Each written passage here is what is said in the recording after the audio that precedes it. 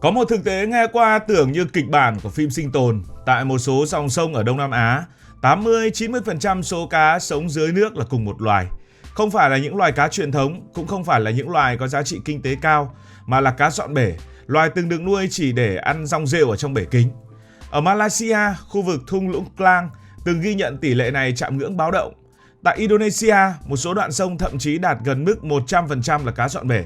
Nghĩa là bạn thả lưới xuống thì gần như chắc chắn kéo lên toàn là cá dọn bể, cá lau kính. Điều đáng nói là loài cá này không phải là quái vật gì xa lạ, nó có nguồn gốc từ Nam Mỹ và từng được bán rộng rãi như một loại cá rẻ, dễ nuôi. Và chính điều này cộng với những thói quen rất đời thường của con người đã biến nó trở thành một trong những sinh vật xâm lấn đáng sợ nhất của khu vực Đông Nam Á.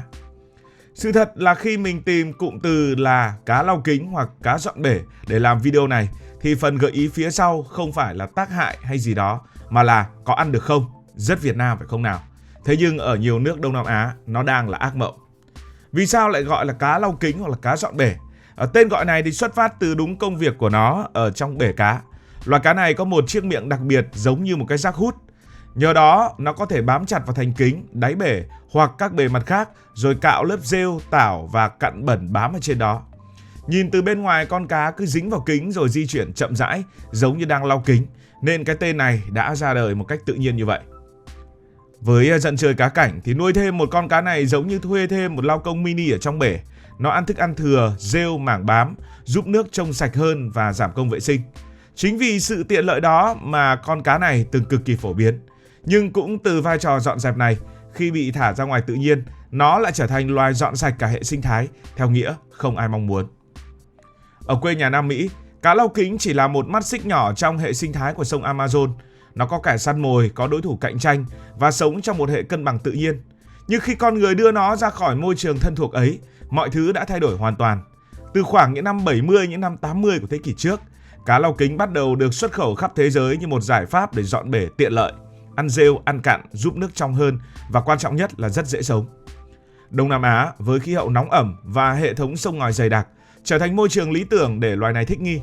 Ban đầu nó chỉ xuất hiện trong các bể cá và ao nuôi nhỏ, nhưng rồi một hành vi quen thuộc bắt đầu lặp lại. Khi người nuôi không còn muốn giữ nó nữa, họ thả nó ra ngoài tự nhiên. Có người nghĩ đơn giản là phóng sinh, có người chỉ muốn giải quyết cho nhanh gọn. Từ vài con cá ban đầu, chúng bắt đầu sinh sản, lan rộng, rồi bám rễ vào hệ sinh thái mới một cách âm thầm nhưng cực kỳ hiệu quả, để đến bây giờ trở thành một bài toán đau đầu. Vì sao cá dọn bể trở thành ác mộng của Đông Nam Á?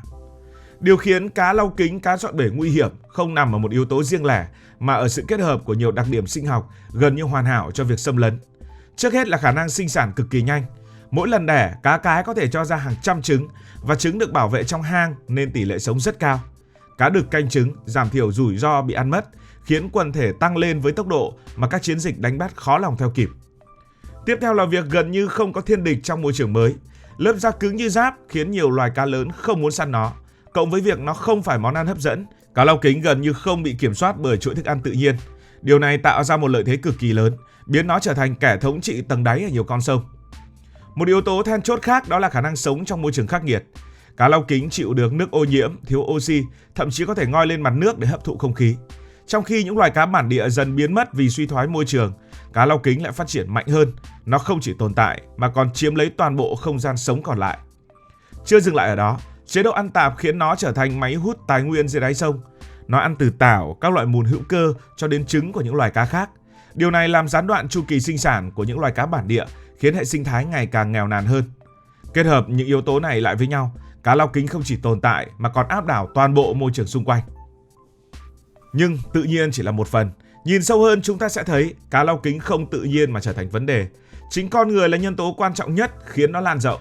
Thói quen nuôi cá cảnh vốn rất phổ biến ở Đông Nam Á đã vô tình tạo ra nguồn cung liên tục cho loài này. Khi nó lớn lên, trở nên xấu xí hoặc phá bể, người ta thường không muốn giữ nữa. Thay vì tiêu hủy, nhiều người chọn cách thả ra môi trường tự nhiên với suy nghĩ thôi cứ thả cho nó sống. Bên cạnh đó, việc quản lý sinh vật ngoại lai ở nhiều quốc gia chưa thực sự chặt chẽ. Cá cảnh được buôn bán tự do, ít kiểm soát, khiến việc phát tán ra tự nhiên trở nên khó ngăn chặn. Yếu tố tâm lý cũng đóng vai trò lớn. Nhiều người không nhận thức được rằng một hành động nhỏ như thả một con cá có thể dẫn đến hậu quả lớn về lâu về dài. Thực tế, theo các báo cáo quốc tế, con người đã đưa hơn 37.000 loài ngoại lai đi khắp thế giới và chi phí thiệt hại cho các loài này gây ra lên đến hàng trăm tỷ đô la Mỹ mỗi năm. Cá lau kính chỉ là một ví dụ điển hình, nhưng đủ để cho thấy sức mạnh của những hành vi tưởng như rất nhỏ của chúng ta. Vậy thì con này nó có ăn được không? Thì cái này thì người Việt Nam ta thì quá dễ trả lời rồi. Khi đối mặt với một loài sinh vật xuất hiện với số lượng lớn thì phản xạ của nhiều người đó là tìm cách đưa nó lên bàn ăn. Và cá lau kính cũng không phải ngoại lệ. Ở Việt Nam thì con gì cũng chén được tuốt. Vấn đề thì nằm ở cấu trúc cơ thể của nó nên nhiều người nước khác người ta không ăn. Nó có lớp da dày, nhiều xương, ít thịt khiến việc chế biến trở nên khó khăn. Và ngay cả khi ăn được, cái vị của nó cũng không được giống như những con cá quen thuộc. Điều này khiến nó ít được ăn ở nhiều nước, có lẽ là trừ Việt Nam ra. Vậy thì các nước đã phải làm gì? Trước tình trạng bùng nổ, nhiều quốc gia Đông Nam Á đã triển khai các biện pháp kiểm soát cá lau kính.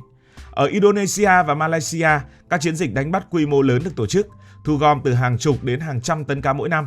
Một số nơi còn khuyến khích người dân tham gia bắt cá, thậm chí tìm cách tận dụng làm phân bón hoặc thức ăn chăn nuôi. Tuy nhiên, việc cấm hoàn toàn với loài này lại không đơn giản, bởi vì nó đã lan rộng trong tự nhiên, không thể thu hồi như một sản phẩm thương mại. Thứ nữa, ngành cá cảnh vẫn tồn tại và vẫn có nhu cầu đối với cá lau kính. Và chưa dừng lại, việc kiểm soát việc thả cái con gì ra môi trường là rất khó trong thực tế. Dù vậy, một số quốc gia đã bắt đầu siết chặt quy định về nhập khẩu và nuôi các loài ngoại lai, trong đó có cá lau kính. Hiện nay không phải là tiêu diệt hoàn toàn bởi vì rất khó tiêu diệt hoàn toàn, mà là kiểm soát, giảm thiểu tác động và ngăn chặn sự lan rộng tự nhiên. Khi nhìn lại toàn bộ cái câu chuyện này, chúng ta thấy rằng cá lau kính không phải là nguyên nhân gốc rễ, nó chỉ là loài tận dụng cơ hội trong một môi trường thay đổi. Cơ hội đó xuất phát từ ô nhiễm nước, từ sự suy yếu của hệ sinh thái bản địa và từ những hành vi thiếu kiểm soát của con người. Nếu môi trường sạch, hệ sinh thái khỏe mạnh, cá bản địa đã có đủ sức cạnh tranh, thì cá lau kính khó có thể bùng nổ như hiện nay. Nhưng mà khi môi trường không còn tốt nữa, thì một loài có khả năng thích nghi tốt sẽ nhanh chóng chiếm chỗ của những loài bản địa. Điều này cho thấy vấn đề không nằm ở bản thân cái con cá kia, mà nằm ở cách con người đối xử với tự nhiên. Cá lau kính chỉ là tấm gương phản chiếu những lỗ hổng trong quản lý và nhận thức. Câu chuyện này là minh chứng rõ ràng cho một quy luật đơn giản nhưng đầy sức nặng. Những hành động nhỏ khi lặp lại đủ nhiều có thể tạo ra hậu quả khổng lồ. Một người thả một con cá thì không sao, nhưng hàng triệu người làm điều đó sẽ thay đổi cả hệ sinh thái. Đây không chỉ là câu chuyện của riêng Đông Nam Á mà là câu chuyện chung của cả thế giới hiện đại.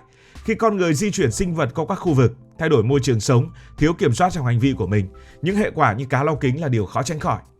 Và có lẽ điều đáng suy nghĩ nhất không phải là làm thế nào để loại bỏ các loài cá này, mà là làm thế nào để không tạo ra những con cá lau kính tiếp theo trong tương lai.